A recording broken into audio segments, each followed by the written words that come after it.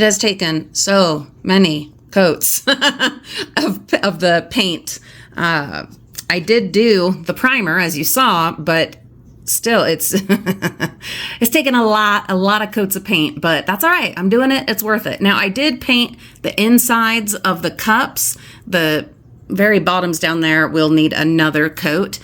I'm not 100% decided on the picture because I really kind of, I don't know, I like the look of that teal in there. But the problem is, if I stick with the teal in there, then I need to work my other colors around that. And I'm not sure if I want to do that. So this girl might not get done till the very end because I want to enjoy that teal and how that looks. But eventually I'm probably going to paint the inside white as well so that I can have something more uniform with all of these.